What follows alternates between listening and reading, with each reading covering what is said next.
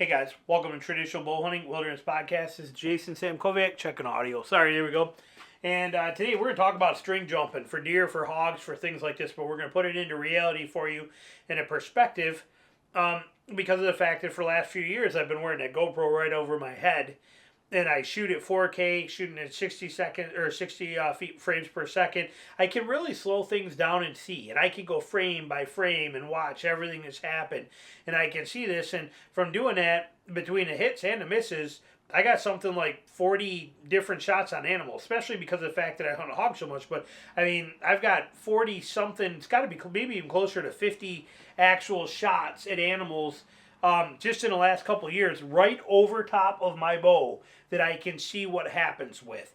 And so we're going to give you some real-world perspective here, too, and we're going to break it down. So we're talking string jumping, okay, which is really not a string jump. It's more of a duck and a roll, okay? This is a deer. Kind of looks like a chicken deer, but it's a deer. So we got that in perspective. I got some notes on here, some things we're going to break down.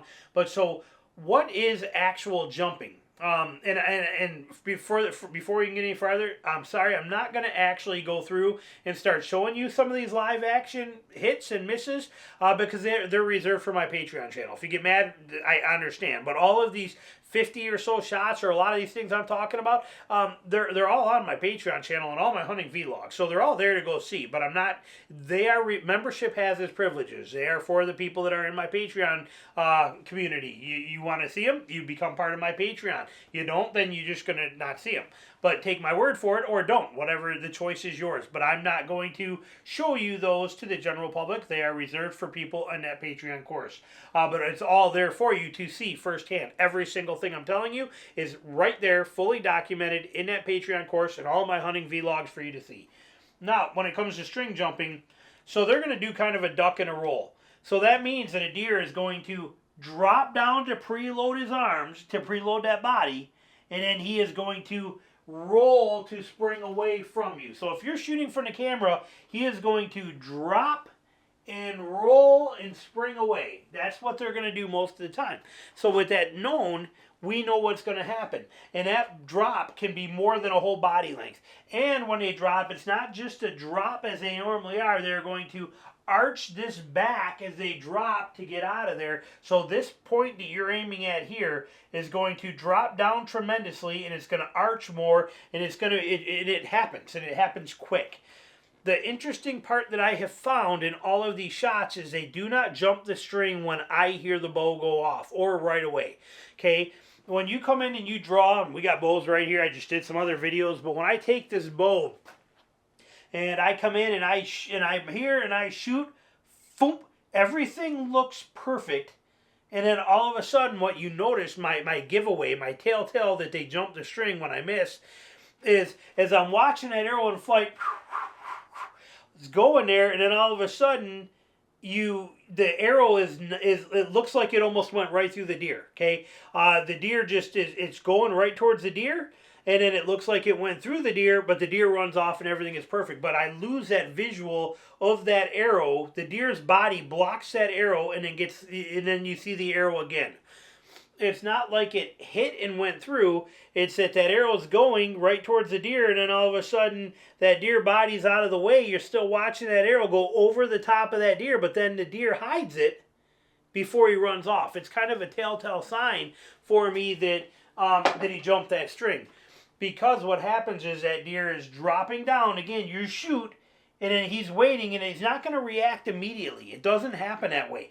They can wait until that arrow is halfway there or 3/4 of the way there before they actually put it all together, and they move with such lightning speed that you don't even realize it. You shoot thinking he's perfect. He's not moving. That arrow's going right there, right there, right there. Then all of a sudden your arrow disappears for a second, and then you see your arrow again, but the deer's running off perfectly fine. That deer just went, as your arrow was heading right for that deer, he goes just like this. And it's gone. And it's that simple. It's that easy. And he's out of here. How fast can a deer move? How fast can a deer jump a string?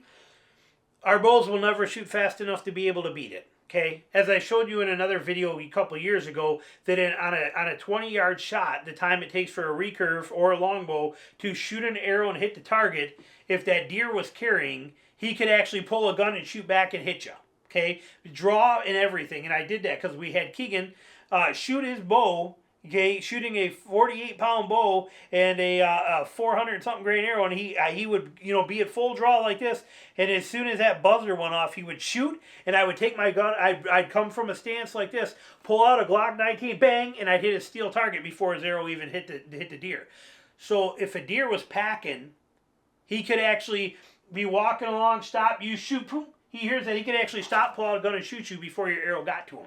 That's a simple way to put it into perspective when you think about the speed that it takes, how slow that arrow takes. He would sit here with his bow like this, and as soon as the buzzer went up, he'd let go of that string. And at the same time, I'm like this, boom.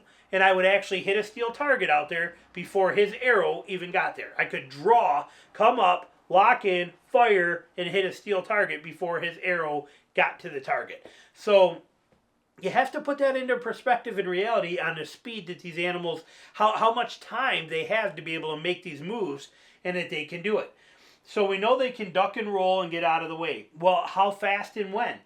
Keep in mind that a deer can process everything that comes in visually through olfactory scent smells. Any sensory organ that comes into a deer, its brain can process that. Hearing, it can process it 4 times faster than a human being can. So when we hear a sound, boom, or when we get scared, somebody jumps out at us, we jump and do that, right? Okay, think about how fast. Go watch Facebook memes or YouTube when somebody scares them and watch how fast they can move and react. A deer can do that 4 times faster. He can process that something scared him and react 4 times faster than a human being can. 4 times. Twice as fast would be already crazy. 4 times faster. So you may shoot, boom, and it may be going. It might not even be your bow. Okay? It might not even be the sound of that bowstring that he hears and it alerts him, but if it does, and that arrow's on the way, he might at the last minute go, hey, I figured out that he's gone. He's out of the way. But it might also be, not that he heard your bow, but he might hear this thing going, whoosh, coming right at him, the feathers. He might hear that. Whoosh. He might go, oh, wait, I'm out of here. He's gone, just like that. You won't even realize it. You'll have no idea what just happened or that it even happened. So they can process 4 times faster than we can with that stuff. Can a deer, a white-tailed deer, get out of the way of your arrow? Yes, anytime it wants to. So we combat that in certain situations by where we aim. If we want to hit a deer here, okay, for example, we are going to aim here. So that if he drops, we get good. If he doesn't quite drop, we're still probably got a good chance of taking a heart out. We got all these variables, but that's kind of what we end up doing in a lot of situations. But how do we know when to do that? Well, we'll talk about that in a minute too. Before we do, what is this distance? What is the distances that a deer is going to jump your string? From my personal experiences and all the stuff I'm seeing on video and what I'm watching, I've had them jump everywhere from 4 yards. Just this year in October here in Georgia from a tree stand 4 yards away from my stand all the way out to 25 yards. Okay, so I've had it go any of those. Anything in there, they can jump. You are in their zone of them being able to, willing to, and most likely going to jump that string under certain circumstances. So what that means is that anything that we do, anything we do as traditional bow hunters in our range, there's a very high likelihood that they will jump the string. Now, a lot of people are like, well, they don't hear my bow. My bow is silent. Okay, my bow is really quiet. I have homemade double set silencers on here, which are cat whiskers and yarn. Okay, my bow is tuned to pure perfection. Okay, and I'm shooting a 710 grain arrow. Feathers are tuned perfectly to make very little noise. I've actually tested that before, and I've shown you how to do that with, my wife standing behind a tree as I shoot, or behind a building as I shoot, and I shoot different variations of fletching for her to say that one was louder, this one's quieter, for me to get the perfect balance of what I'm looking for in my actual feathers that are on there. Everything about what I do and have is tuned to pure perfection to be as quiet and functional as it can. My leather rest is pretty quiet. Everything about it is very, very quiet in what I'm doing, but yet they are still hearing it and knowing that it's coming. You are not going to build a bow that will be quiet enough to make any difference. okay, will not matter. Actually, today's compounds where we got rid of silencers and they got these little speed bump stops and things like that, they're probably even quieter than a lot of our bows are, our traditional bows are. And we got these all, your release matters and all these things come into play. Point being, you cannot shoot a bow quiet enough that a deer is not going to hear it unless it's a windy day. Okay, do we take that into consideration? Yes, we do. On a windy day, I'm less likely to aim lower, okay, because the noise is in there. If there is a bunch of deer walking around through there and there's more than one and I'm going to just stop and shoot him real quick, or I'm going to shoot him walking and you can hear all that crunching, I am probably not going to aim low. Okay, we'll get into some of those variables here for you. But know that anything, I've had it from 4 to 25 yards, documented on video perfectly, that these animals will drop and duck and roll and get out of the way without fail in that zone, so you are not safe at any distance that you're planning on shooting with a traditional bow. Again, 4 yards, okay, the closest I had it happen. Okay, 4 yards away, that arrow takes off, boom, I shoot, and it's like this. And I shoot and everything looks perfect, and it was a perfect hit. It was right exactly where that X is. It is a perfect shot. Killed that deer, watched it run up, fall over dead. Everything was perfect. But when I go back and I click, click, click, click, click, frame by frame, and I watch, you can see right before my arrow. Now, my arrow has left my bow. It's already on the way there. I'm like 2 or 3 frames into it, and then you see that deer start to do this. And he gets about a quarter of body length down, and he drops. He goes from here down to like here, getting ready to preload it before that arrow even catches him. Now it catches him when as he's going down, but it's fascinating. It is absolutely fascinating what they can do. He did not drop till on a 4-yard shot. My arrow made it halfway there before he even reacted, and he still managed to drop a quarter of a body length in the last blink of an eye. He managed to, because he can process it 4 times faster than you can imagine. And again, if you're not videotaping this stuff and paying attention to it, you don't see it. It's too fast for your eye to actually see. So when does this happen? When's all this happen? Pressured deer. Okay, pressured deer is a big one. If you are hunting deer in a pressured area, such as how it was in Michigan, how it is down here in Georgia, you're hunting deer that are heavily pressured and they're used to this kind of stuff and people everywhere, they are most likely going to drop. There's no doubt about it. If they are alert, if they smelled you, if they heard your bow hit something or your arrow tink, or if for some reason they are alert to what's going on, they start doing that fake head bobbing, like they're going to eat but they're really watching, all this kind of stuff, if they are alert to you, they're most likely going to jump the string.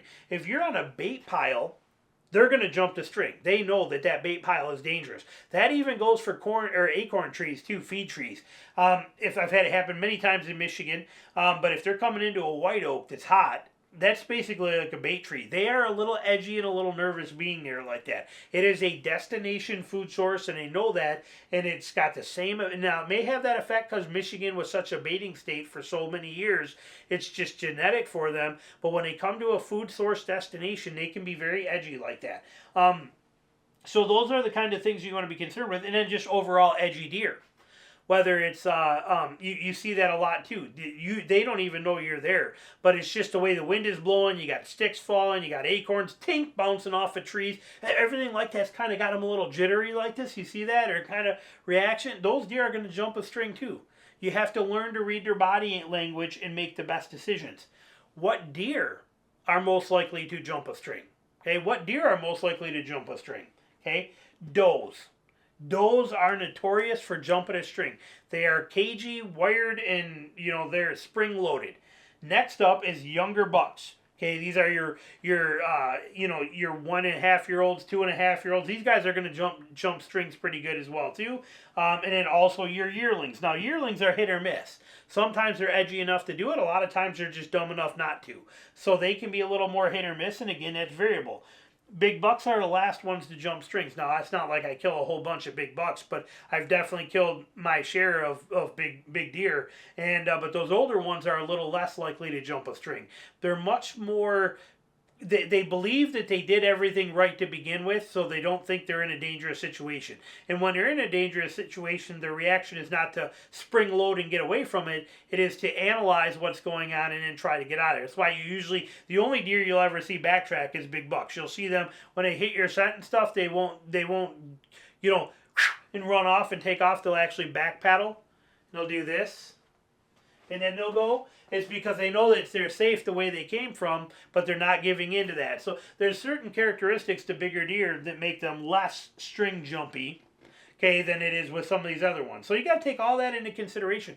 Point is, you're never going to know in reality if he's going to jump the string or he's not going to jump the string, which is also why we take that. We generally will aim for that heart shot right here, because if he does duck, you get him. If he doesn't duck, you do get him.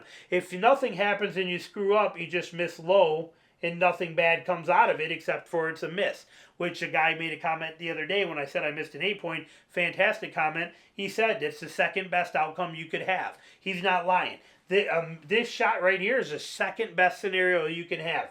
This one being the best one where you kill him, you know, but then if he ducks and rolls and you hit him here, that one's not a good one, okay? You know, so like I said, second best scenario, that's what we're looking for, if it comes down to that. So that's why we train ourselves to shoot low, because that way if he doesn't drop, we hit him perfect. If he does drop, we hit him perfect. If nothing happens and we screw up a little bit, we aim low, we just miss. If we shoot high and he doesn't drop, then we hit him up here anyway. If we shoot high and he does drop, we hit him here. We still win here, okay? There's a lot of benefit there, but that is why that heart shot, that aim at that heart shot is what we're usually going for, and you hear it quite often. This is the reason. That duck and roll right here, that ability to, and again, understand, it is not just a duck. It is not just a pop down. It is a drop down to load those arms. Those arms don't come down with them too much. It's all in the shoulder. But they will drop that body to spring load those arms, and then they will roll out of there. Okay, that's what's going to happen with these deer. So hopefully this helps you know when to do it, what's going to happen, gives you an idea of it. But I cannot emphasize enough how alarming it is to see this so often. Now, private land, you're probably not going to see it as much. Okay, public land's all I hunt. Public land, it's a whole different world. You guys on private, where deer are a lot less cagey and a lot less pressured. Again, it fits into this category here. But there's all these variables that come into play. But you'll have to be able to read that body language and do the best you can to understand it. But the takeaway is, no bow is going to be quiet enough that they don't hear it. No arrow is going to be fast enough that they can't beat it. And no combination of anything is going to make any difference. If they want to jump the string and get out of there, they're going to do it. And they can do it so fast you cannot even see it. Okay? That I cannot emphasize enough. I just cannot tell you how many times that I thought that I screwed up a shot, and then I come home and I watch the slow motion footage and he just got down and out of the way. Hogs, which people think hogs are too slow, they can't jump a string. Hogs will move out of the way quicker than you could imagine. Okay, I've watched it countless times on my over the bow footage. They are so fast. And same thing as a deer. They will wait till that arrow is almost there. You're like, here it comes, here it comes, here it comes. He's like, nope, out of here. That's what happens. Okay, it's not boom, and they're gone, and then it goes. It's boom, arrow, arrow, arrow, arrow. Now I'm getting out of here. It's just like that. It blows your mind. Deer and hogs combined. Okay, so let this be a lesson to you. Let it be something to think about. Do with it what you will and use it to your best of your ability. Thanks for watching.